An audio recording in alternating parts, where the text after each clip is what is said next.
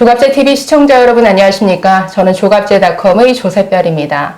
오늘 문재인 정부의 마지막 날 아주 특별한 분을 모셨습니다. 다음 달 6월 1일에 지방선거와 함께 교육감 선거가 같이 치러지는데요. 지금 교육이 바꿔야 진정한 정권교체다라고 하시면서 출사표를 던지신 박선영 후보님을 이 자리에 모셨습니다. 안녕하세요. 안녕하세요. 반갑습니다. 네. 이 며칠 사이 네. 이 교육감 후보 단일화 상황이 좀 급박하게 돌아가고 네. 있는 것 같은데 바쁘신 와중에 이렇게 나와주셔서 너무 감사드립니다. 아유, 불러주셔서 감사합니다. 네. 이 6일 지방선거를 이제 앞두고 있는데요. 네. 지방선거가 치러진다라는 것은 사실 다 알고 계신데 지방선거와 함께 교육감 선거도 같이 치러진다라는 사실은 사실 모르는 분들이 너무 많으시더라고요. 맞아요. 교육감 선거 시작한 지가 지금 10년 좀 넘었거든요. 네네.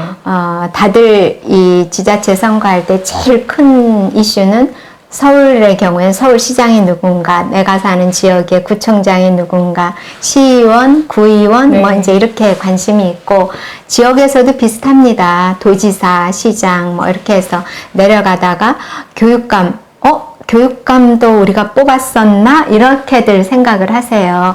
그리고 교육감은 당이 없거든요. 그렇죠. 그래서 번호도 없어요. 네.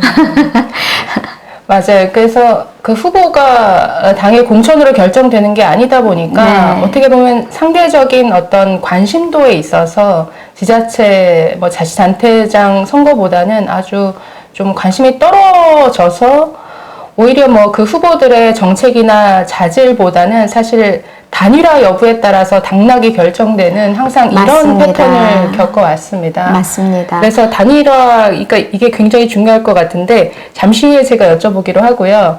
일단은 먼저 소개를 해드려야죠. 잘 아시는 분도 워낙 많이 계시겠지만 그래도 간단하게 프로필을 좀 먼저 빨리 소개해드리도록 하겠습니다. 사실 그 인터뷰를 보시니까 30여 년을 교육자로 살았고 그 이전 12년은 기자로 살았습니다라고 네. 말씀하셨는데 사실 기자, 교육자로만 이렇게 압축해서 말씀하시기에는 프로필이 사실 너무나 깁니다.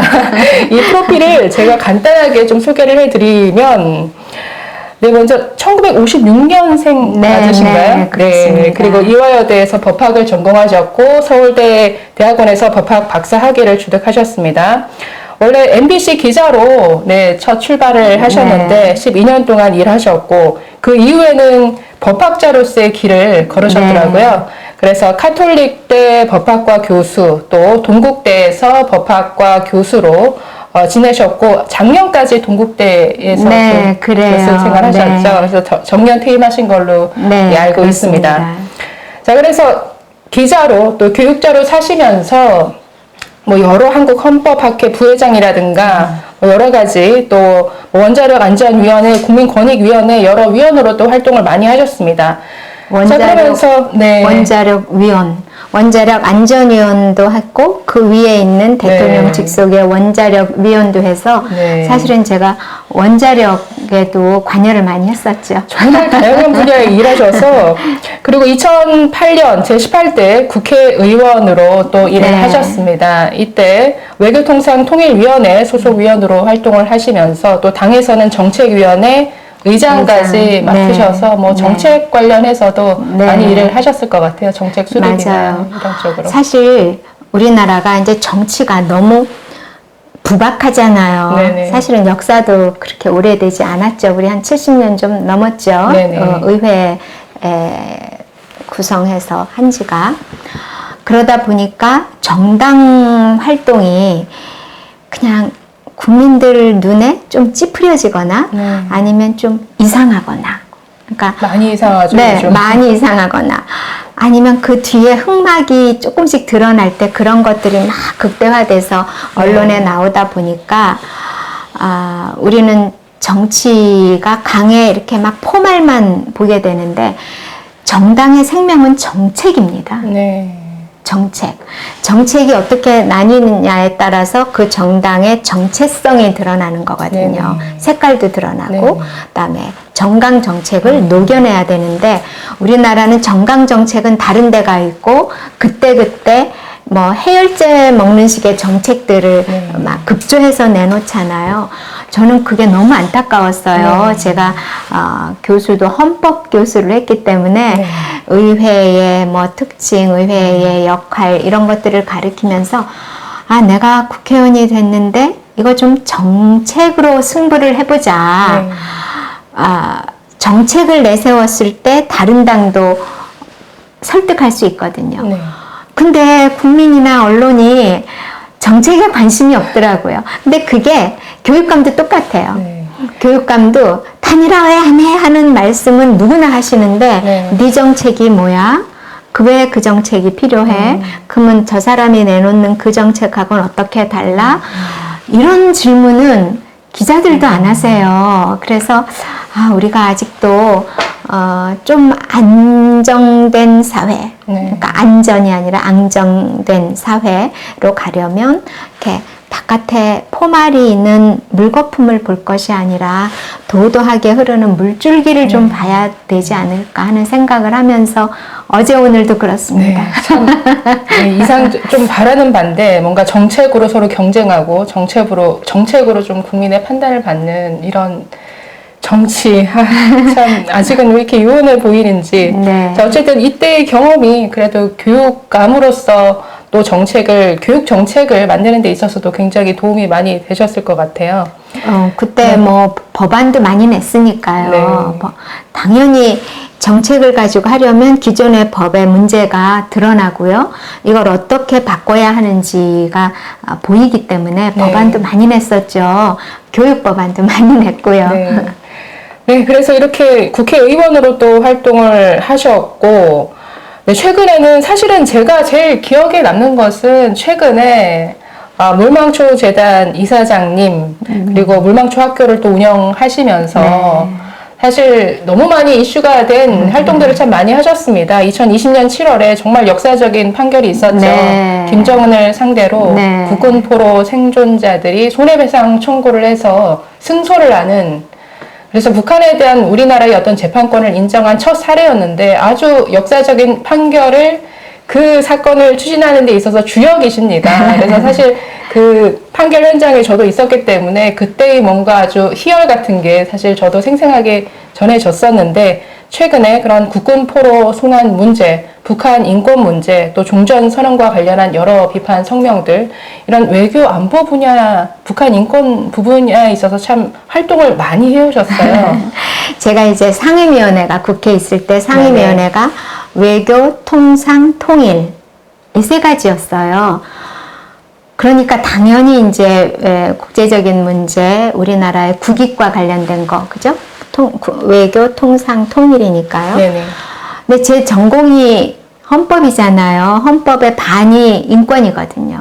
저는 헌법 선생님들이 북한 인권에 대해서 얘기 안 하시는 게 정말 이해가 안 되거든요. 그런데 아까 말씀하셨던 김정은을 상대로 국군포로 어르신들과 함께 소송을 내서 승소한 그날은 제가 우리 큰아이를 낳았을 때 그 기쁨? 네. 그 다음에 기쁨이었던 네. 것 같아요. 정말 승소를 딱 재판관이 딱 선언을 하는데 법정에서는 조용해야 돼요. 근데 저도 모르게 감사합니다 소리가 네. 그냥 막 그 조건반사도 아닌 막 그 정말 저절로 그 소리가 나오는데 순간 법정이지 하고 숨을 들이셨는데 그 정도로 희열이었습니다. 그 당시 법정 안에 저도 있었는데 모두가 와 소리 지르고 네, 박수를 쳤죠. 제가 네. 감사합니다 했더니 네. 막 박수를 쳤고 재판장도 정리도 그 외 네. 안에 있는 그 정리도 제재를 안 하더라고요. 그 정말 역사적인 그렇죠. 판결이고 세기적인 판결이었죠. 네. 지금 뭐 현재 그 판결을 이제 바탕으로 해서 여러 가지 뭐 경문협을 상대로 실질적인 손해배상 청구 이런 것들을 정리하고 계신데, 오늘은 어쨌든 교육감 선거와 관련해서 오셨기 때문에 다음에 기회를 좀 아껴두겠습니다. 네, 네. 저 어쨌든 외교 안보, 북한 인권 또 교육자로서 여러 이제 활동을 해 오시다가 2018년에 이어서 두 번째로 이제 네. 교육감 선거에 또 출사표를 던지셨거든요. 네. 어떻던가요? 이런 뭐 외교 안보, 북한 인권 분야와 교육 뭔가 좀 연관성이 없다라고 생각하실 분도 혹시 있으실 것 같은데, 네. 우리 교육은요, 교육을 받는 학생들의 경우에는 교육을 받아야 하는 수혜자거든요. 네네. 근데 단순한 수혜자가 아니라 국민으로서 마땅히 받아야 할 권리이자 의무예요. 네네. 왜냐하면 우리 헌법이 그 학생의 부모나 또는 보호자는 반드시 자녀에게 교육을 받게 할 의무가 있다예요. 네. 그래서 교육의 권리가 아니라 교육을 받게 할 의무예요. 그래서 학생들은 그렇고요. 부모들은 자녀 학습권을 갖습니다. 학생이 미성년자잖아요. 요즘은 이제 민법이 바뀌어서 고3이 미성년자 아닌 경우도 한 60%는 되는데 어쨌든 미성년자가 대부분이죠. 미성년자들은 누군가의 보호를 받아야 하기 때문에 학부모와 또는 보육자, 보호자의 의무를 부과시키는 거고요. 그런가 하면 선생님들은 교육권을 가지고 있잖아요. 그죠? 강의를 해야 되는 교육 환경을 보장받을 권리가 있고, 학교는 우리가 공립학교도 있지만 사립학교도 있고요. 그래서 사립학교 같은 경우는 설립 목적이 있을 거 아니에요. 우리 뭐 오산학교라든지 뭐 배제학당이라든지 이화학당이라든지 옛날부터 있었던 대한민국의 공교육이 생기기 전부터 사립학교들이 존재해서 오늘날의 대한민국을 이끌어 왔는데 언제 만들어졌던, 누가 만들었던 또는 왜 만들었던 그 설립 목적에 부합하는 학교를 운영하고 만들어갈 의무도 있는 거거든요. 네. 그리고 학교에 그게 이제 우리가 자율성이라고 하는데 그 헌법이 보장하고 있어요. 대학만이 아니라 초중고도 그런 자율성은 가져야 되는데, 제가 헌법학자로서 보면 대한민국 교육은 전반적으로 다 학생의 관점에서 보나 학부모 관점에서 보나 교사 관점에서 보나 학교를 운영하는 운영자, 교육 운영자의 관점에서 보나 전부 다 문제투성인 거예요. 위헌적인 거예요. 반헌법적인 거예요. 그래서 이거는 안 되겠다라는 생각을 했고, 사실은 제가 저희 외할아버지가 외정시대 때부터, 일제시대 때부터 교장선생님이셨습니다. 네, 장학사셨고, 네. 그런데도 굉장히 존경받는 분이셔서, 보통 뭐 어떤 사람들이 내는 거 있잖아요. 친일 무슨 명부 뭐 이런 거 있잖아요. 그 기준이 아마 교감 이상일 거예요. 근데 교장을 하셨는데도 명부에 안 올라갈 정도로 정말 교육자다운 면모를 가지셨던 분이고, 또 어떻게 보면 올라가실 수도 있었을 텐데 6.25 때 총살을 당하셨거든요. 그러니까 납북 해가려고 온 사람들을 막 야단을 치니까 막 그냥 이렇게 총을 쏴서 돌아가셨기 때문에 좌파들이 보기에는 정말 적폐스러운 사람일 텐데, 아무튼 저희 외할아버님이 이제 그런 분이 교육자셨고 교장선생님이셨고, 저희 어머니가 교사였습니다. 그러셨구나. 네. 그리고 저도 이제 평생 직업이 30년을 교수로 있었기 때문에 제 피 속에는 교육이 흐르고 있다고 보시면 되고요. 물망초를 많이 아시지만 물망초 학교를 제가 만들어서 운영을 했었고, 그 물망초 학교는 21세기 교육 방식으로 했어요. 맞춤형 교육을 아마 우리나라에선 처음 시도했을 거예요. 맞춤형 교육. 그 다음에 우리는 그 용어도 없는데요. 감성 결핍이라고 들어보셨어요? 감성 결핍. 이게요, 아마 우리나라도 2, 3년 후면 이 용어가 언론에 많이 올라올 거예요. 코로나를 지나면서 모든 사람들이, 특히 나이가 어릴수록 감성이 결핍이 돼요. 말하자면 학교를 못 가잖아요. 학생들은. 서로 주고받는 게 없다고. 네, 맞습니다. 그래서 감성이 이게 혼자의 감성이 아니라 타인과의 관계에서 감성이 그렇죠. 형성되고 발전하거든요. 그런 게 그게 전혀 없으니까. 없어요. 네. 그리고 학교는 단순히 가나다라를 배우는 곳이 아니라 사회성도 배우고, 그렇죠. 네, 그 인간으로서 갖추어야 할 기본 윤리를 사실은 배우거든요. 예컨대 싸우면서 네, 뛰밀지 않는다. 화해하면서. 화해는 어떻게 해야 한다. 뭐 이런 것들을 실제로 부딪히면서 그렇죠. 배우는데 한 2년을 거의 학교 안 갔잖아요. 네네. 그래서 감정이 아니라 감성이 결핍된 아이들이 너무 많다. 이게 저는 탈북 어린이들을 이제 기르면서 네. 아, 이게 트라우마라는 것이 어떤 것인지 이거를 너무 잘 알게 됐고 네. 그 트라우마를 치료하지 않으면 가나다라가 안 들어가요. 네. 그리고 들어가도 가나다라의 제대로 된 목적으로 작용하지 않아요. 코로나를 겪으면서 감성 결핍을 치료하지 않으면 수업 자체가 안 되는구나. 그 다음에 서로 간의 인간관계 형성이 안 되는구나 하는 거를 이제 2, 3년 정도 지나면 네. 우리나라만이 아니라, 근데 우리나라가 더 심하죠.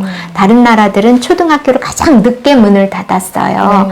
그런 사회와 우리 사회를 보면, 아까 제가 우리 사회가 참 부박하다라는 말씀을 드렸는데, 그런 것들이 앞으로는 좀 고쳐지면 어떨까? 네. 그러면 우리 사회가 좀 더 안정화되지 않을까? 이런 생각을 합니다. 지금 물망초 학교를 운영하시면서 여러 현장에서의 실질적인 어떤 교육 경험들, 그러니까 이걸 가지고 지금 어쨌든 이 부분도 상당히 어떤 교육감으로서 뭔가 정책을 만들고 하는 데 있어서도 굉장히 도움이 많이 되셨을 것 같은데. 그럼요. 그러니까 네. 제 정책은 다른 분하고 완전히 달라요. 네. 거기다 저는 워킹맘이잖아요. 경험에서 나오는 워킹맘. 그런 정책. 사실, 워킹맘들이 아이 키우기가 그렇죠. 너무너무 힘든 네. 시대가 됐어요. 이 교육 정책이라는 게 뭐 사실 출산율 저하하고도 아주 그렇습니다. 뭐 밀접하게 이렇게 연결된 문제여서 네. 사실 그런 관점에서 이 교육 정책을 바라보는 것도 굉장히 중요할 것 그러니까요. 같아요. 그러니까 우리 지금 남자분들이 다고 여자는 저 하나인데 유치원비가 얼마인지 아세요? 하면 대답을 못 하세요. 네. 그러니까 뭐 교육 철학이 어떻고 뭐 이런 얘기는 또 하세요. 루소가 어떻고 네. 뭐 파스칼이 어떻고 이런 얘기는 하시는데 그거는 구름 위에 떠 있는 것이고 네. 지금 21세기에 루소 얘기하면 어쩌자는 거예요. 네. 근데 정말 무엇이 가장 문제인가? 네. 왜 결혼을 안 하고 아이를 안 낳으려고 하는가? 왜 일반 유치원 안 보내고 엄마들이 그 비싼 영어 유치원을 보내려고 하는가? 말은 유치원이지만 유치원이 아니고 학원이거든요. 영어 네. 유치원이. 네. 그런데 영어 유치원은 한 달에 수백만 원이에요. 싼 게 180, 150 이렇고 비싼 거는 300만 원이 훌쩍 넘어가고 그걸 말이 됩니까? 그런 문제를 풀어주지 않으면 혼인율 낮아지는 건 막을 수 네. 없고 결혼을 해도 교육 양육비 때문에 아이를 안 낳는 거죠. 그러면 결국은 미래학자들이 얘기하는 대로 대한민국은 가장 먼저 지구상에서 소멸될 나라 1호 대한민국 생각하면 오싹한 거죠. 네, 사실 우리 아이들의 미래와 연결된 거고 아이들의 미래면 곧 대한민국의 미래인데 그런데 참 안타깝게도 지난 8년간 이 좌파 교육감 조희연이 지금 8년간 어떻게 보면 망쳐놓은 이 교육 현장이었는데 반헌법적이라고 표현을 하셨어요. 그런데 또다시 이제 출사표를 던졌습니다. 그래서 지금 3선에 도전한다라고 하는데 참 안타깝게도 뭐 2014년, 18년 사실은 그 뭐 보수로 분류되는 후보들의 그 득표율을 합치면 항상 조희연보다 넘어섰는데 이게 참 교육감 선거가 어떤 후보의 자질이나 어떤 정책보다는 정말 이 단일화 변수에 따라서 모든 게 결정이 되다 보니까 지금 이번에도 정말 이번만큼은 조희연이 되면 안 되지 않겠느냐. 그래서 반드시 단일화가 이루어져야 된다라는 목소리가 많거든요. 네. 그런데 지금 뭐 며칠 사이에 이 단일화와 관련해서 좀 급박하게 돌아가고 있는 것 같지만 그동안의 단일화 과정이 아주 좀 잡음이 많았던 것으로 알고 네. 있습니다. 지금 네. 그동안 어떻게 진행이 되어 왔고 지금 어떤 상황에 와 있는지 좀 잠시 네. 설명을 해 주시겠어요? 참 가슴 아픈 일이에요. 네. 교육 교육감 뽑는 선거가 가장 공정하고 가장 반듯하고 그래서 우리 시민들께서 서울 시민들께서 또는 국민들께서 역시 교육자들은 달라라는 표상이 되어야 된다고 저는 생각을 하는데 그 교추협이라는 데서 제일 먼저 단일화를 하겠다고 앞서서 이제 하셨어요. 근데 뭐 제가 구차하게 뭐 설명은 안 드리겠지만 불법적인, 그러니까 대한민국 국민 뽑는데 중국 사람, 일본 사람, 러시아 사람들이 와서 뽑는 것처럼 네. 서울 사람 아닌 사람들이 대거 들어온 그거를 치유를 안 하고 그냥 했고 지금 교추협이라는 게 이제 없어졌어요, 교육감 지금은. 후보 네, 뭐, 단일화 추진 협의회죠. 네, 길어요. 그거보다 네. 더 길어요. 뭐 수도권 좋은 교육감인가 뭐 네. 이렇게 선출을 하기 위한 이런 추천을 위한 그러니까 건데 후보 단일화를 추진하기 위해서 만들어진 기구라고 봐야겠네요. 기구예요. 네. 그러니까 이게 뭐 어떤 기구가 있는 게 아니라 여러 단체들이 모여서 그래서, 우리가 네. 단일화를 해보자 이러는데 제가 2018년도에 나올 때는 사실은 막 어르신들이 등을 떠밀어서 제가 갑자기 나오게 됐어요. 네네. 이번에는 제가 제 발로 나왔거든요. 네네. 제 발로 왜 그렇게 4년 전하고 다르냐. 제가 뛰어보니까 교육감 선거 이렇게 하면 안 된다라는 생각이 들더라고요. 네. 그래서 이번에는 좀 내가 좀 반듯하게 한번 해보자 하고 나왔는데 단일화를 할 테니까 나오세요. 그러면 사실 후보들은요 영원한 을입니다. 유권자한테도 을이지만 시민사회 단체들이 모여서 내가 단일화 할 테니까 나와. 그러면 안 나갈 수가 없어요. 18년도에도 그랬어요. 그때 사실 단일화 2번 했습니다. 네. 그러니까 그때는요 보수가 괴멸을 했다고 할 정도로 그렇죠. 탄핵 직후였죠. 탄핵 직후인데다가 이 정권 이 정권 초반이고 기억하시는지 모르겠어요. 그때 6.13 지선이었는데 6월 12일 날 그렇죠. 트럼프하고 김정은하고 싱가포르. 싱가포르 회담한다고 막 한 달 전부터 이 정권이 막 북을 쳐대면서 매일 그게 신문과 방송의 탑입니다. 몇 페이지씩 어디서 할까 어디서 만날까 뭐 그 온갖 뭐 매일매일 쏟아지는 그 기획을 하는 거 아닙니까 청와대가. 그래서 다른 언론들이 다 놀아나가지고 그러는 사이에 했기 때문에 참 기울어진 정도가 아니라 직각으로 굽은 그런 선거였지요. 네. 그래도 제가 36%를 받았는데 그때 제가 보수 단일 후보였어요. 근데 중도라고 표방하면서 나온 사람이 끝까지 단일화를 안 하니까 그 당시 조영달 후보였죠. 지금도. 지금도 또 나와 있는데 지금은 보수라고 또 나오셨어요. 근데 아무튼 그분이 나오시는 바람에 제가 36%, 조영달 후보가 17%, 조희연 후보가 46%뭐 이제 뒤에 소수점을 빼면 아마 그렇게 될 거예요. 그러니까 저보다 10%를 더 받았는데 조희연 후보가 조영달 후보가 17% 가져가 버리니까 당연히 떨어지죠. 그래서 단일화에 대한 열망, 필요성 이건 제가 누구보다 높겠죠. 제가 피눈물을 흘렸으니까 그리고 빚을 져야 했으니까 현실적으로도 고통이 컸고 근데 이번에도 하는데 그 교추협 내에 절차에 너무 문제가 많았다라고 하는 거는 그냥 다른 말이 필요 없습니다.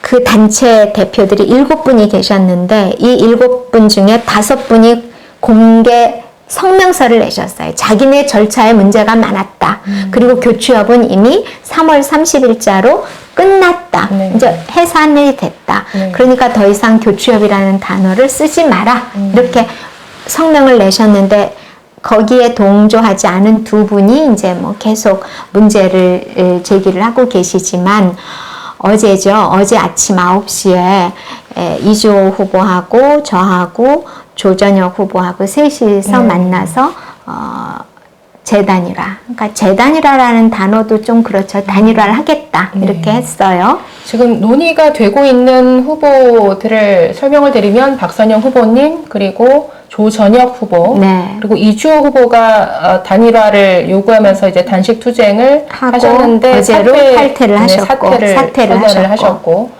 그리고 이 조영달이라는 분은 2014년에는 뭐 진보 진영으로 나와셨다. 아니, 오르내리셨죠? 네, 진보 진영 후보로 거론이 되었던 분이고 2018년에는 또 중도를 또 표방했던 분이고, 그런데 이번 선거에서는 또다시 보수를 표방하고 계신지 참 어느 쪽인지 아리까리한 이런 분인데, 어쨌든 조영달 후보라는 분이 계십니다. 네, 근데 가보셨는지 모르겠는데 교육청 앞에 제가 그저께도 가고 어제도 갔는데 텐트가 오른쪽 왼쪽에 쳐져 있습니다. 네. 저 정말 창피했어요. 교육청 앞에 왼쪽 오른쪽에 조영달 후보 텐트가 2개가 쳐져 있고 네. 그 뒤로 이주호 후보가 단식하는 조그만 텐트, 네. 여기는 빨간색 텐트, 이주호 후보는 파란색 텐트 이렇게 해서 하고 있는데, 어제 기자회견을 하는데 막 기자회견을 못하게 회방하고 큰소리 치고 막 피켓팅하고, 그러니까 기자들이 물어도 묻는 질문이 안 들리고 저희가 대답을 해도 안 들리니까 끝나고 나서 이제 기자들이 아까 하신 말씀이 뭐였죠? 녹음도 제대로 안 돼서 알아들을 수가 없다라고 전화를 할 정도로 기자회견 자체를 방해를 했어요. 회방하는 쪽이 회방을 그러면 했습니다. 조영달 후보 측이라고 조영달 후보는 안 나왔고 네. 그분을 아마 지지하시는 분인지 도우시는 분인지 그거는 모르겠는데 뭐 이런 피켓 들고서 막 소리 지르고 안 들고도 소리 지르고 막 하여튼 그런 일이 있었어요. 그래서 내일 밤에 조전혁 의원하고는 네. 만나기로 약속을 했습니다. 그래서 시간이 없잖아요. 네. 12, 13 이틀이 본 후보 등록일이에요. 네. 그래서 사실 일반인들은 잘 모르시지만 본 후보 등록하려면은요 1000명 이상의 추천인을 받아야 돼요. 네. 근데 그 1000명이 25개 구에 골고루 퍼져 이렇게 다 사시는 분들이어야 돼요. 네. 근데 그 안에 주소 쉽지 않아요. 자필 서명 다 받아서 네. 그 주소도 써야 돼요. 네. 끝까지 네. 몇 동 몇 호까지. 네. 근데 요즘 자기 정보에 대한 그 우려가 굉장히 누출되는 네. 거에 대한 우려들이 높으셔서 웬만하면 안 써주려고 그러십니다. 네. 이게 성관이 용지가 딱 있어요. 성관이 도장이 꽉 찍히고 이렇게 번호가 일렬 번호가 있는 거기다 써야 되는데 내가 쓰려면 윗사람들 것도 내가 다 보여요. 네. 그럼 내 거 쓰면 그 다음에 내 게 또 보일 거 아닙니까? 그래서 저는 아이고 21세기 IT 강국에 살면서 왜 저렇게 옛날식으로 네. 종이에다 꼭 자필 서명하면서 써야 되는지 그게 이해가 안 가요. 네. IT 강국이라면서 들어가서 본인 인증하고 자기가 거기 쓰면 되죠. 네. 쓰거나 아니면 자기 생년월일 주민등록번호 넣으면 사실 다 나와 있잖아요. 네. 내가 동의만 해주면. 그래서 그렇게 하면 누가 썼는지 모르게. 그러니까 지금 여러 명이잖아요. 조전혁 의원, 조영달 의원, 그 다음에 2명이 또 있습니다. 네. 한 분은 윤호상 후보라고 교장선생님 출신이시고요. 한 분은 너무 많아요. 어젠가 그젠가 하셨는데 저는 이분 누군지 네. 몰라요. 그래서 저기 성관위에 들어가니까 무직이라고 나와 있는데 네. 아무튼 교육 경력은 있으니까 아마 네. 등록을 하셨을 텐데 젊으시더라고요. 네. 그분은 제가 한 3일 정도 된 것 같아요. 등록하신 지가. 아직 뵙지도 못했고 성함도 귀에 익지 않은데 이런 5분이 사실은 보수라고 하는 분들한테서 다 받아야 되잖아요. 네.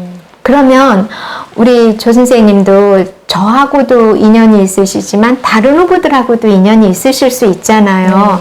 근데 내가 이 사람한테 써주는 게 또 알려지는 게 별로 안 네네. 원하는 네. 거잖아요. 그죠? 네. 그게 사실은 사생활의 자유이기도 하고 네. 양심의 자유이기도 하거든요. 내가 비밀 투표가 보장되잖아요. 네. 내가 누구한테 투표했는지 남한테 공표 안 당할 수 있는 권리죠. 내가 스스로 나 박선영 찍었어 하는 건 문제가 없습니다. 근데 그게 남이 제3자가 알려주는 건 안 되거든요. 근데 어머나 갑순이도 박선영이 추천했네. 그럼 박선영이 찍는다고 생각을 하는 거죠. 근데 지금 막 조전혁 의원하고 뭐 같이 이렇게 단일화 한다는데 내가 거기 사인해 주는 게 왠지 좀 그죠? 단일화 된 다음에 사인해 줄게요. 이러는 분들이 너무 많으세요. 단일화가 된다면 이거 받으러 올 시간이 없습니다. 이렇게 말씀을 해드리면 그래요? 이제 이러면서 사인을 해주시는 분들도 간혹 계세요. 보통은 되셔야지요 이렇게 해주시지만 그래서 이게 참 여러 가지로 문제가 많아요. 내일 밤에 만나기로 했으니 하루 남는 거예요. 정말 하루 사이에 모든 것들을 다 준비해서 다 갖추어서 후보 등록까지 해야 되는데 어쨌든 참 이 마지막 순간까지 이게 정리되지 못한 채로 와 있는 게 참 안타까운데 어쨌든 뭐 단일화라는 게 항상 그 방식을 가지고도 서로 이견이 있게 마련이죠. 사실은 뭐 이게 뭐 당에서 뭐 정할 뭐 당원 투표 같은 게 있는 것도 아니어서 사실은 뭐 여론조사 방식이 뭐 어떻게 보면 제일 적정할 것 같기도 한데 최근 여론조사를 보면 뭐 조선일보에서 며칠 전에 한 여론조사를 보더라도 양자 가상 대결에서는 항상 그 조희연 후보와 뭐 박선영, 조희연, 뭐 조전혁 이런 식으로 양자 가상 대결을 했을 때 그래도 여론조사에서는 항상 가장 1위를 달리시고 계세요. 네, 오늘도 나왔더라고요. 어제도 2개 나오고 오늘도 또 아까 보니까 하나 나왔는데 어쨌든 제가 제일 높죠. 그래서 그 어르신들이 뭐 이렇게 쓰신 글들 요새 뭐 돌아다니던데 거기에도 보면 뭐 1, 2위를 서로 다투는 것도 아니고 그냥 계속 1위는 박선영인데 지금 여론조사 하려고 하면 엉터리로 하려면 2, 3일이면 할 수 있어요. 근데 그렇게 할 수는 없는 거 아닙니까? 그래서 공신력 있는 언론사를 끼고 해야 돼요. 후보자 여론조사는 그냥 사적으로 못합니다. 그렇죠. 언론사를 끼고 해야 돼요. 그러면 정말 신뢰를 주는 언론사, 그 다음에 여론조사 기관도 한 70개쯤 돼요. 전국에. 그 중에서 역사가 깊고 신뢰를 받는 여론조사 기관이 몇 개 안 되거든요. 거기에다 이제 부탁을 해서 해야 되는데 지금 언제 하나요? 예, 그게 엉터리로 하려면 2, 3일이면 하지만 제대로 하려면 빨라야 일주일 아니면은 2주 가까이를 봐야 됩니다. 불가능해요. 너무 물리적으로 시간이 없습니다. 그래서 제가 4월 안에는 끝내줘야 합니다. 그래야 모두가 승복할 수도 있고 준비를 할 수 있습니다. 라고 했는데 이제 이미 그거는 다 물 건너갔고 남은 시간은 뭐 이틀이라고 해도 과언이 아닌데 제가 볼 때는 새로운 여론조사를 하는 거는 물리적으로 불가능할 것 같아요. 나와 있는 여론조사로만 한다라고 하면은 사실 답이 정해져 있는 결과라서 참 받아들일지 이 부분도 의문이긴 한데 어쨌든 정답너라 그러더라고요. 요새 사람들이 저한테 정답너, 정답은 너야. 정답너. 그러게요. 상대 후보가 좀 인정해주면 좋겠는데 그렇게 해서 좀 내일 좋은 소식이 들렸으면 하는 바람입니다. 자, 그래도 뭐 상대 후보에 대해서 좀 평가를 해보신다면 어떠실까요? 지금 어쨌든 그 단일화 대상으로 논의되고 있는 분들이 한 분은 사퇴를 하셨으니까 조전혁 후보 그리고 뭐 보수인지 진보인지 헷갈리지만 조영달 후보 계신데 좀 평가하신다면 어떨까요? 조전혁 후보 같은 경우에는 좀 학교 폭력 부분에 대해서는 본인도 인정한 사실이 있고 이게 사실은 큰 문제가 될 수도 있을 것 같은데. 큰 문제죠. 왜냐하면 지난 겨울이었나요? 이다영 자매 배구 선수죠. 국가 대표 선수 자격이 박탈됐던가요? 아마 그래서 다른 나라로 정말 눈물을 흘리면서 쫓겨간 거죠.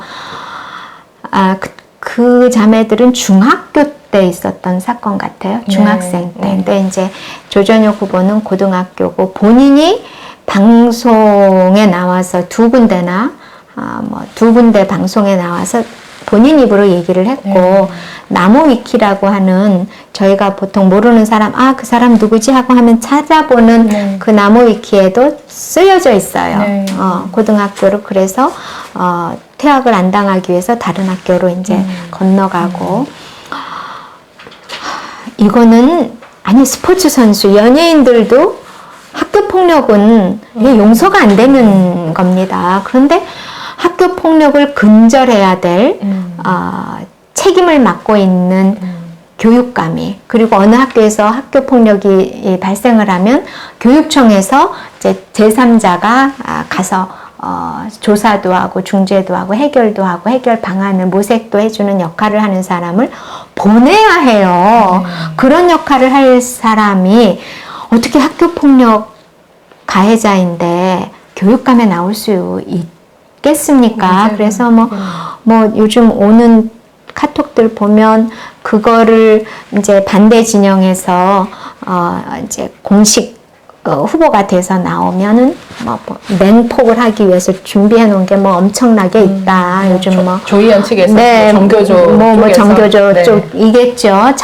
자세한 거는 몰라도 이제 네. 제가 받는 카톡들에는 그런 게 들어 만약에 있어서 본선에 나오면 놓치지 않겠죠. 물어뜯겠죠. 아니 당연히 입장 바꿔 생각하면 네. 정교조 선생님 조희연이가 죄송해요. 조희연 후보가 고등학교 때 뭐 때려서 턱주가리가 조각이 나고 뭐 산산조각 났다. 그래서 고등학교를 쫓겨서 퇴학 안 당하려고 옮기는 거를 조건으로 퇴학을 안 당하는 거죠. 옛날에 다 그랬잖아요. 네. 옮겨간다 그러면, 아이, 자라날 꿈나무인데 퇴학을 시키면 안 되지 하고 이제 보내는데, 그 당사자였다 그러면 저희는 그 조연의 과거를 물고 늘어지지 않겠습니까? 그렇죠.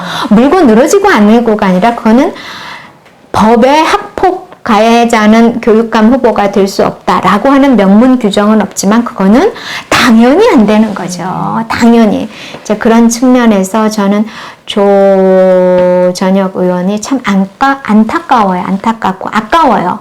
그분이 갖고 물론, 있는 네, 다른 장점이 뭐 있거든요. 네. 근데 제가 보면 네. 그분은 또 당신이 원하셨던 것도 교육감은 보다는 국회의원이었던 것 같아요. 그러니까 뭐 학교 폭력, 뭐 전과 사범도 대선 후보로 네. 나오는 판에 뭐 학교 폭력, 뭐 과거에 뭐 실수라고 인정하고 넘어갈 수 있다 하더라도 학교 폭력의 어떤 과거가 있는 분이 뭐 다른 자리에 나오는 건 모르겠는데 교육감 선거 후보로 나온다. 이거는 사실은 참 국민적 정서에 받아들여지기가 좀 어려운 부분이 학생들 앞에 설 수가 없는 그렇죠. 거죠. 그다음에 근데 성격도 시원시원하시고요. 네. 또 그분이 갖고 있는 장점도 있어요. 그런 쪽으로 가시면 어떠실까 하는 생각들을 많은 분들이 하시는 것 같고 네. 조영달 교수의 경우에는 참 뭐 우리나라 최고의 대학에서 계속 교수를 하셨고 확장을 하셔서 그런 부분은 높이 사드릴만 하죠. 그런데 어떻게 보면 원죄라는 게 있지 않습니까? 네. 지난 2018년에 제가 당사자로서 엄청나게 단일화를 하자고 전화하고 뭐 하여튼 나중에는 만나기로 약속도 잡고 그래서 여기 가까운 호텔을 K호텔에서 만나기로 했는데 네. 끝내 안 나오셔갖고 저희가 1시간 반을 기다렸어요. 네. 그 같이 나오시기로 한 분이 뭐 조금 늦어요 해서 오시는 줄 알고 1시간 반을 기다렸던 그런 것도 있는데 사실 초기에 2월 달에는 막 제의받은 적도 없다. 단일화를 누가 나한테 제의한 적도 없다. 막 이러셔가지고 그거를 저희가 문제를 삼아서 맞다. 단일화 이 제의를 이게 요새는 다 녹음도 되잖아요. 네. 녹음도 되고 제3자가 이제 같이 오기로 했고 우리도 같이 나가기로 했던 게 단일화가요. 이게 조금 그냥 속담이니까 그대로 하면 중이 제 머리 못 깎는다 그러잖아요. 단일화가 당사자가 앉아서 뭐 한 사람이 포기 선언하는 거 아닌다면 참 힘들어요. 그래서 주변에서 이제 도와주시는 분들이 계시니까 증인도 여러 명 있고 전화도 요새는 다 녹음이 되고 하는데 그걸 아니라고 하셔서 제가 참 기억이 없으셨던 건지 잘 모르겠습니다만 아무튼 그거는 사실인 것으로 판명이 됐고 그리고 지금 선생님 말씀하신 대로 예전에는 전교조 위원장하고 뭐 또 다른 좌파 선생님하고 같이 이 좌파 교육감 후보로 오르내려셨던 분이 4년 후에, 그러니까 4년 전에는 또 중도라 그래서 나오셔서 끝까지 단일화를 중도 보수 후보 단일화를 추진했는데 저로 되면서 중도자를 빼야 했어요. 왜냐하면 중도를 표방하고 나오신 분이 계셔서 중도를 빼고 보수 후보 단일화해서 박선영이 나간 거거든요. 그랬다가 이번에는 보수 후보라 그러셨어요. 사람의 생각 변할 수 있습니다, 선생님. 근데 변할 때는, 그리고 공직에 나올 때는 내가 왜 변했는지. 우리 김문수 지사님도 예전에는 학생 운동을 아주 열심히 하셨던 분인데 내가 잘못됐다는 거를 깨달았다. 이거 진짜 잘못된 거다. 주체사상 이건 말도 안 되는 거다. 이렇게 딱 선언을 하고 이렇게 바꾸시잖아요. 그래서 그런 과정이 없었고 지난 18년도에 당신이 그렇게 단일화를 거부하심으로 인해서 저쪽에서는 단일 후보로 나온 조 의원한테 우리 정말 금쪽 같은 아이들을 맡길 수밖에 없었고 그러므로 해서 대한민국 교육이 이렇게 망가졌다라고 하는 그 원죄에서 벗어나기는 좀 힘드신 거 아닌가 하는 생각을 합니다. 그래서 뭐 교육자로서 또는 학자로서 계속 남으셔서 명예교수 하시고 뭐 이러시는 쪽이 훨씬 명예로우신 거 아닌가 하는 생각을 하죠. 조영달 후보 관련해서는 뭐 아까 후보 단일화 문제도 그렇고 좀 본인의 말 바꾸기 때문에 항상 좀 논란이 되셨던 것 같고 그래서 또 진영도 왔다 갔다 하신다는 이런 지적이 많기 때문에 왜 나오시는 건가? 나오시는 목적이 뭔가? 그냥 분열을 노리는 건가? 뭐 이런 식의 지적도 사실은 많은 것 같습니다. 자, 어쨌든 단일화가 참 그동안 잡음이 많았는데 정말 단일화가 이루어져야 이게 필승이다. 반드시 이길 수 있다. 그래서 좀 결과가 좋았으면 하는 바람이고요. 자, 교육감이라고 하면 사실 교육감 선거, 우리 뭐 교육부 장관도 있고 그 교육청도 있고 여러 가지 조직들이 많기 때문에 사실은 국민들이 이 교육감이 대체 뭐 얼마만큼 중요한 자리인지 사실은 모르시는 경우가 상당히 많아요. 그러니까 교육감이 정말 어느 정도의 권한을 가지고 있고 교육 현장에 실질적으로 어떤 정도의 영향을 미치는지 좀 설명 부탁드릴게요. 교육 하면은 뭐 페스탈로치 뭐 이렇게 해서 우리가 굉장히 고귀하게 생각을 하는데 현대는 그 자리가 어떤 자리냐라는 것을 보여주는 객관적인 지표는 어쩔 수 없이 예산이 얼마냐입니다. 예산이 많은 곳에 사람도 많지요. 네네. 예산과 사람이 많으면 권한이 엄청나게 많습니다. 그렇죠. 한 예를 들어드리면요. 교육부 예산이 분단 국가인 대한민국의 국방비보다 많습니다. 처음 알았네. 그리고 국방비 예산은요. 코로나 걸렸다 이러면 코로나 지원을 해주기 위한 수정 예산 하잖아요. 네네. 그러면 국방비의 그 돈에서 갖다가 씁니다. 추경을 짜기 전에 네네. 빨리 써야 되는 돈이 있으면 그걸 삭감해서 갖다 써요. 네네. 그런데 그 삭감해서 갖다 쓰는 추경 예산 또는 수정 예산의 20% 이상은 교육비로 떼내야 됩니다. 그러니까 우리가 뭐 20조를 뭐 몇 조를 자영업자들을 위한 소상공인들을 위한 그런 재난지원금으로 쓰겠습니다 하고 정부가 발표하잖아요. 그거의 5분의 1은 약 5분의 1, 20.59%거든요. 5분의 1이 넘습니다. 그거는 교육부로 딱 해줘야 되는데 교육부는 그거를 거쳐가는 거고요. 교육청으로 다 나눠줘야 돼요. 그래서 10조가 넘어요. 서울시 교육청 예산이. 그러면 일단 어쨌든 교육감이라고 하면 서울시 교육청의 장으로 봐야겠네요. 근데 그 정도가 아니고요. 제가 10조의 예산을 주무르는 그 예산만이 아니라 어떤 분이 저한테 그러시더라고요. 아유, 박유는 정말 교육부 장관을 해도 모자랄 게 없는데 차관급인 교육감을 왜 하려고 그래요? 저 아수라장에서 왜 저런 사람하고 왜 이렇게 옷에 흙을 묻히고 이전 투구를 하세요? 그래요. 저는 장관급이냐 차관급이냐가 중요한 게 아니고요. 교육부는 대학만 다룹니다. 유, 초, 중 등은요. 권한이 전부 교육감한테 있습니다. 전부 교육감한테 있어요. 그래서 유치원, 말이 유치원이지 누리과정이라는 게 있어서 3살부터 네네. 3살부터는 국가 예산이 지원이 됩니다. 근데 그 누리과정이 이제 뭐 보건복지부, 또 교육부, 그다음에 여성부까지 이렇게 겹쳐 있어요.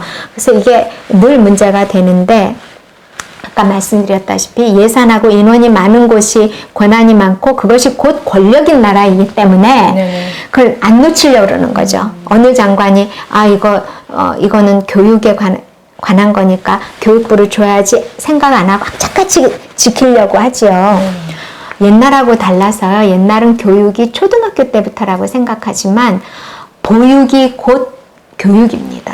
보육이 교육이에요. 그래서 이제 그거 가져와야 되는데 어쨌든 유, 초, 중 등에 관한 모든 것은 교육감이 합니다. 그러니까 외고 없애는 거, 과거 없애는 거, 특목고, 자사고, 뭐 특성화고 이런 거 다 인허가 해주고 지정 취소하고 이런 거 교육감이 다 합니다.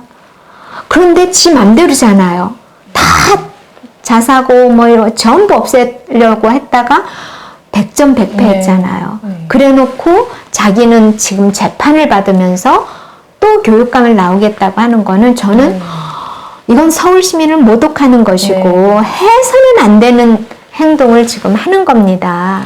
자연스럽게 조희연 교육감의 지난 8년에 대한 좀 평가로 넘어가는데 어쨌든 교육감이 막대한 예산을 주무르고 또 정말 자사고의 지정 취소, 인허가까지 주무를 수 있는 뭐 교과과정이나 이런 것들에도 다 개입을 하죠. 개입 정도가 아니라요. 이 정권이 나오면서 외쳤던 거 아마 기억을 하시는지 모르겠는데 인권 교육하겠다 그랬어요. 왜냐하면 지금 민주시민하고 민주시민 교육, 인권 교육하겠다 그랬어요. 왜? 정권 잡았을 때 우리는 지금 인권 변호사 출신을 대통령으로 참 묘하게도 변호사 출신 2사람이 다 이제 인권 변호사였다고 주장을 하시는데 가장 반인권적인 거예요. 그래서 민주시민 교육하겠다는데 민주시민의 앞에가 괄호가 당연히 우리는 자유민주시민이라고 생각하시지만 교과서를 보면 인민민주주의의 인민교육입니다. 자유민주주의에서 자유자를 빼버린 거예요. 그러니까 헌법을 고칠 수 있는 그 요건이 굉장히 까다롭게 되어 있어서 헌법은 못 고쳤어요. 자유민주주의에서 자유자 빼려고 조국이 형법 교수입니다. 그것도 형사정책 가까운 하여튼 맨날 부부간간 논문 쓰던 분이 막 그 국민 앞에서 헌법이란 무엇인가 강의했잖아요. 국민 모독한 거 아닙니까? 그래 놓고 헌법은 못 바꿔서 바꿀 수가 없죠. 아직 우리 국민이 눈이 퍼렇게 살아있는데. 그래서 자유민주주의에서 자유자를 못 뺐어요. 빼려고 그랬는데 빼도 자유민주주의입니다. 뭐 이러면서 이제 하얀 손이라고 늑대 손을 내밀었던 거죠. 근데 학생들의 교과서에는 삭제를 해버렸습니다. 그리고 그 내용이 인민민주주의를 가르치고 있습니다. 그리고 인권교육하겠다고 했는데요. 제가 정말 토론회 때 우리 교과서를 펼쳐서 보여줬습니다. 민주주의에서 말하는 인권은 노동인권밖에 없거든요. 근데 그것도 사실 노동인권이라고 할 수도 없는 거죠. 그러니까 노동자여 일어나라 뭐 이런 거를 강조하기 위해서 노동이라는 단어를 착취하다시피 쓰는 거지 실제로 노동인권을 보장하면 저 나라가 지금 저렇게 굶어 죽고 그러겠습니까? 저 북한이라는 곳이. 아무튼 인권교육을 하려면 인권이란 무엇인가, 인권의 역사는 어떤가 이런 것부터 가르쳐야 되잖아요. 인권은 글로벌한 건데. 근데 노동인권만 가르칩니다. 노동인권은 뭐예요? 반자본 인식을 갖게 하는 거죠.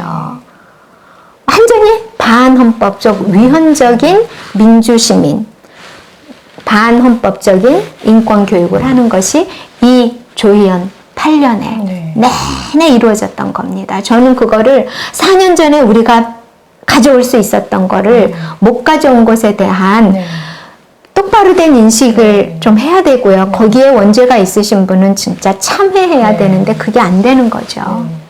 그리고 또 뭐 여러 가지 문제점이 있겠습니다만은 한 뭐 두 가지, 세 가지, 뭐 두 가지 정도로만 좀 더 추가해서 어떤 문제점이 있는지 좀 지적해 주신다면, 뭐 많은 분들이 그 학력평가 저하도 또 지적을 하시더라고요. 이게 어느 정도로 이 8년 동안 아이들의 이 학력 수준이 떨어진 것인지, 사실은 뭐 자녀가 없는 분들은 잘 모르실 수 모르시죠. 있거든요. 네.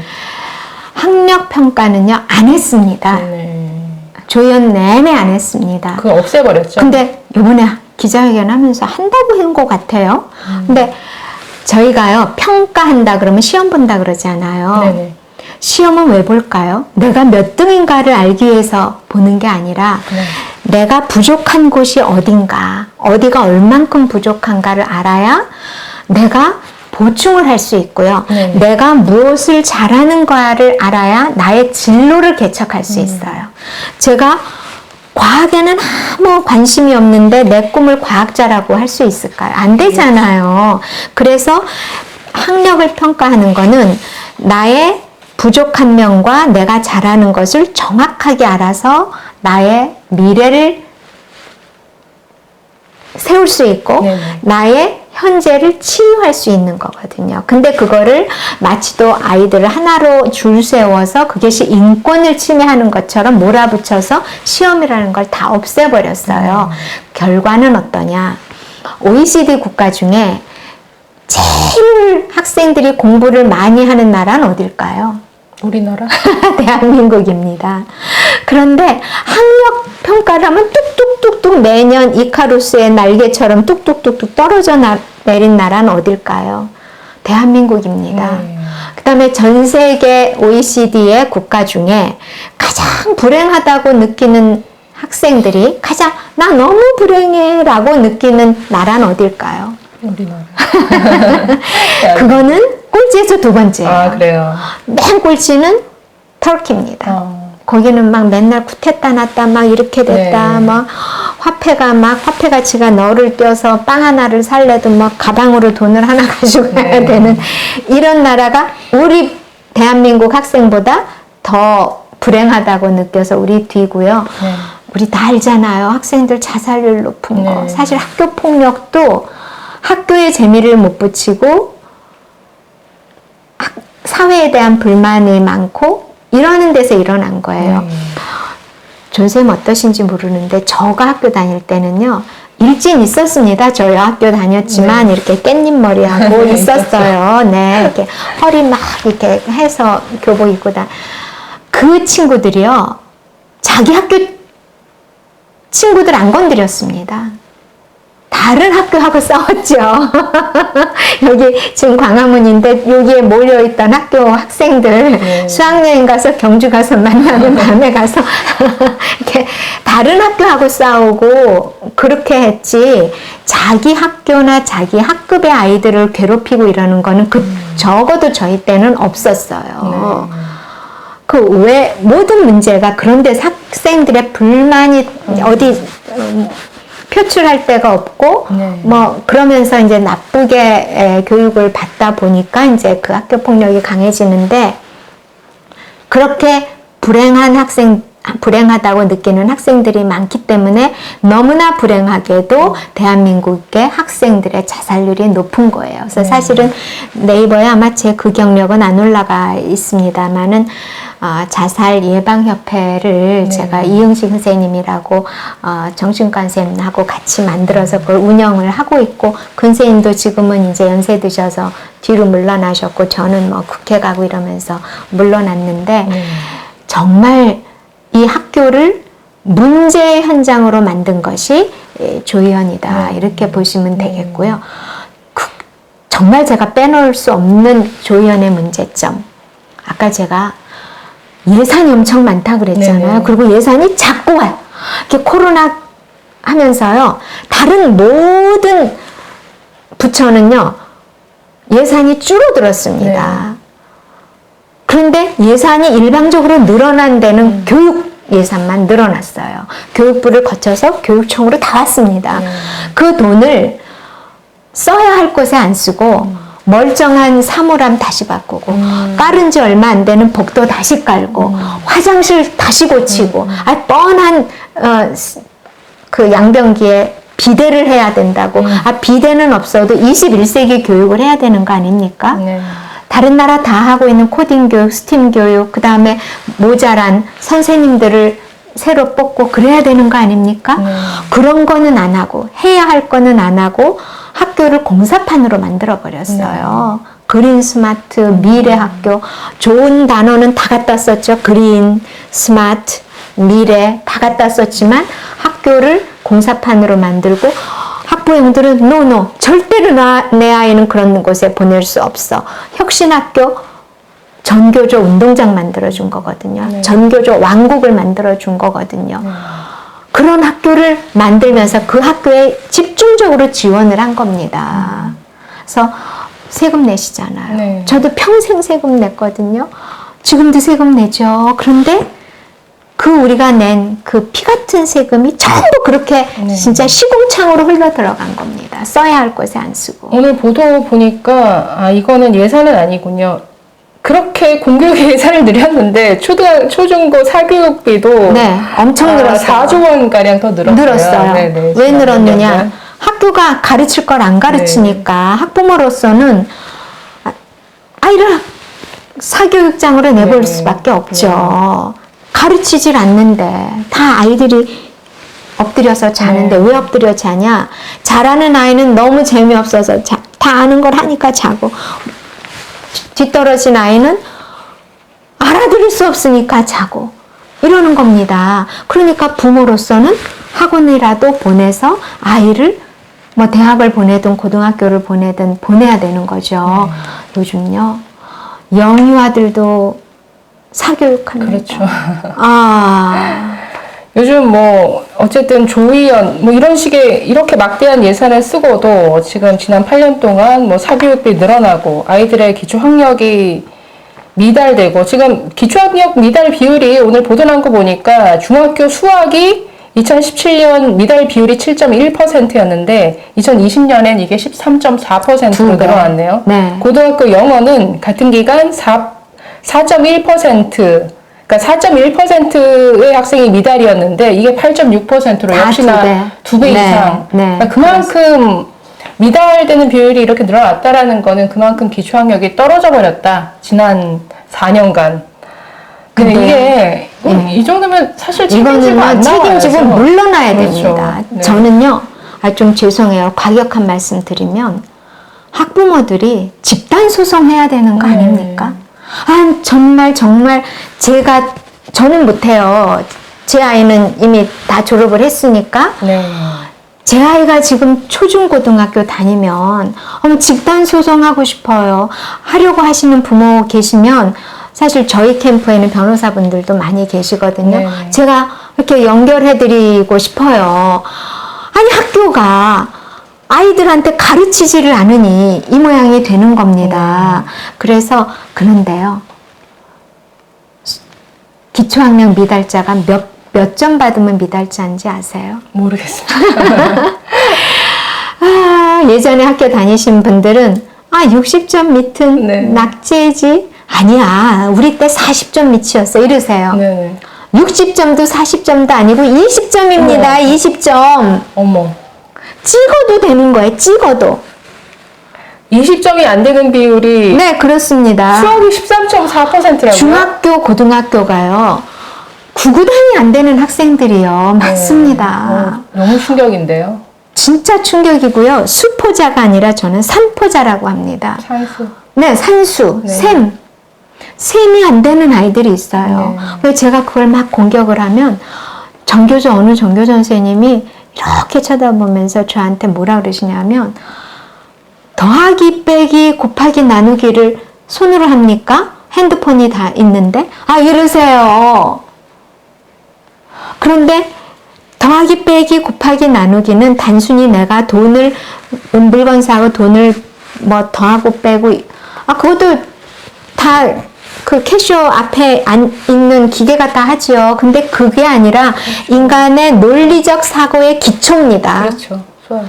수학은 논리적 사고의 기초예요. 우리는 원리를 배워서 그거를 적용하는 게 수학이라고 생각하지만 아닙니다.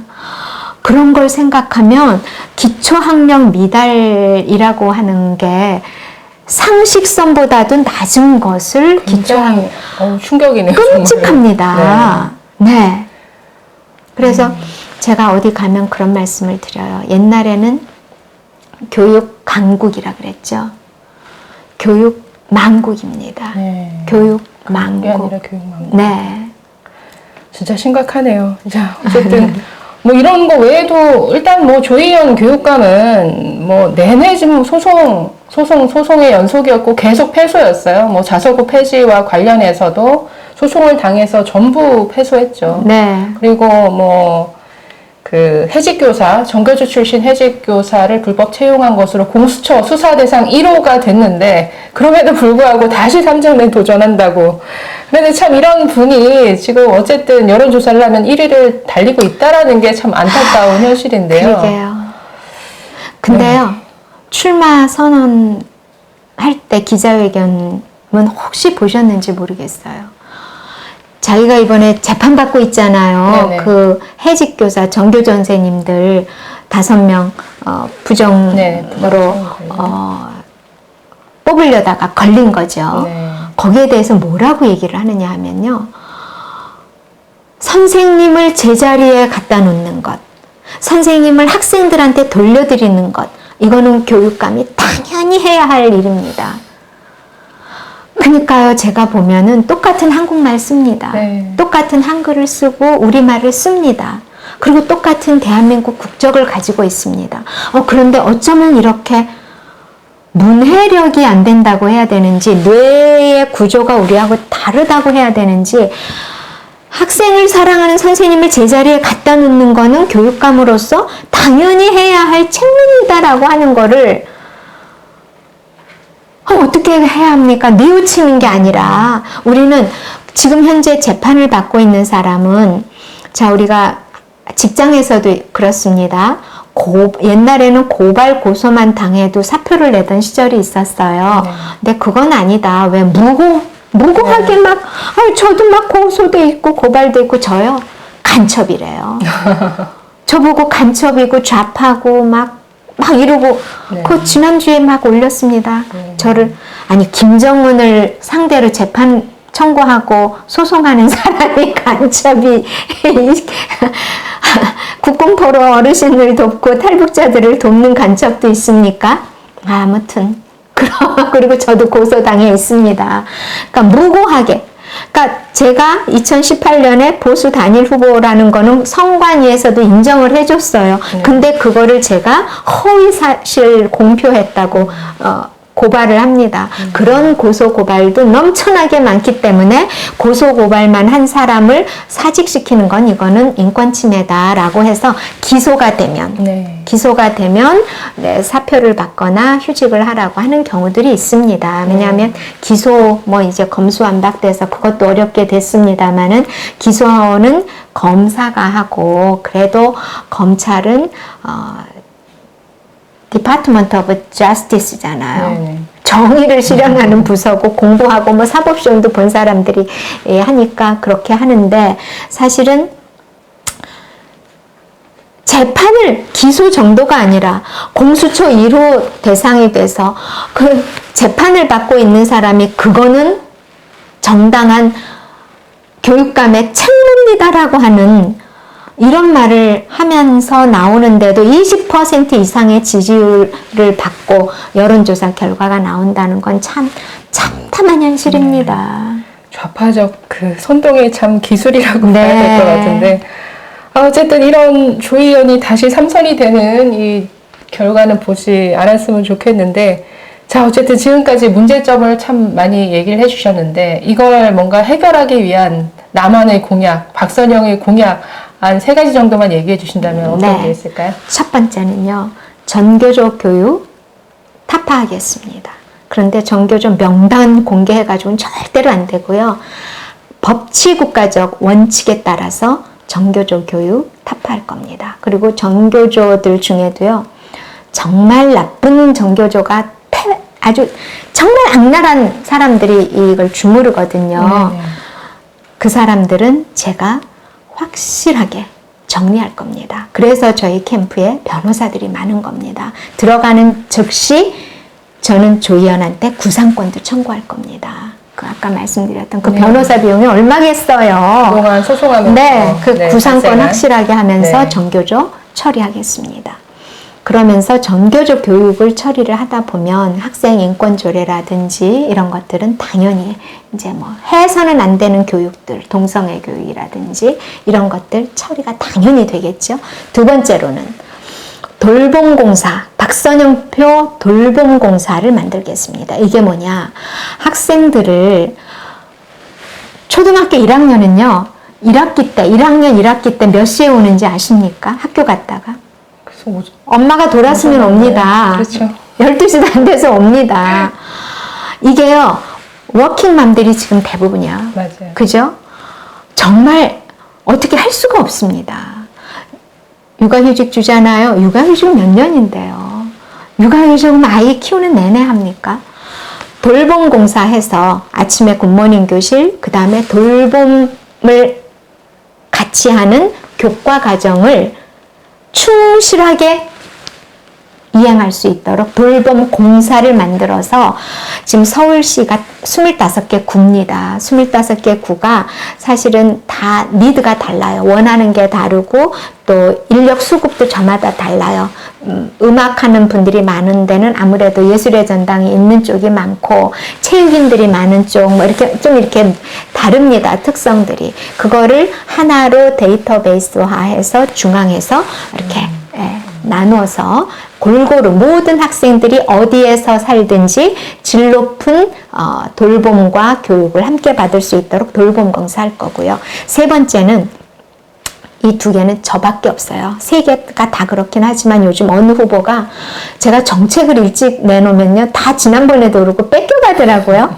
제가 늘 말을 하면서 나왔던 게 코딩 교육, 스팀 교육, AI 교육 하겠다고 했습니다. 그런데 지금 제 거를 벤치마킹 해가고 좀 카피해 가신 분도 스팀 교육, 이 코딩 교육밖에 안 해요. 그리고 스팀 교육 얘기는 아무도 안 하고 있습니다. 모르시는 거죠. 약자죠. 스팀이 약자입니다. 네. 다른 데는 스템, 다른 나라는 스템 교육이라고 하는데 저는 Science, Technology, Engineering, 그 다음에 Mathematics인데 저는 그 E와 M 사이에 Art를 넣어서 인문과학이 예술과 이제 이렇게 융합이 되는 그래서 스팀 교육 이거를 시킬 겁니다. 이거는 우리의 미래는 어디에 있느냐? 아이들 교실에 있습니다. 아이들의 교실. 미국, 영국, 프랑스, 일본, 심지어 에스토니아, 인도까지 뉴 밀레니엄 프로젝트가 교육이었습니다. 그 오바마는요, 학교 5,000개 없앴습니다. 선생님들 1,000명 해고했습니다. 우리 상상도 못할 일인데요. 왜 그렇게 했느냐? 코딩 교육 하려고 그랬습니다. 코딩 교육. 그래서 코딩 교육, 스팀 교육, 그 다음에 AI 교육을 통해야만 우리 학생들이 12년 후에 대학을 안 가도 사회에 진출할 수 있고 세계 시장에 나가서 자기 먹거리를 가져올 수 있는 인재를 양성하는 겁니다. 그래서 그 교육 제가 공교육으로 하겠습니다. 우리나라요 한다고 해놓고요 방과 후 교실로 해요. 방과 후 교실에 담임 선생님이 해요. 담임 선생님이 어떻게 물론 개별적으로 열심히 공부를 하시고 자기 관리를 하신 분들이 계시겠죠. 그러나 일반적으로는 기대하기 힘듭니다. 컴퓨터 언어를 사실 저보고 가르치라 그래도 저 나름대로 뭐 IT 좀 한다 그러지만 학생들한테 가르치는 거 쉽지 않습니다. 못합니다.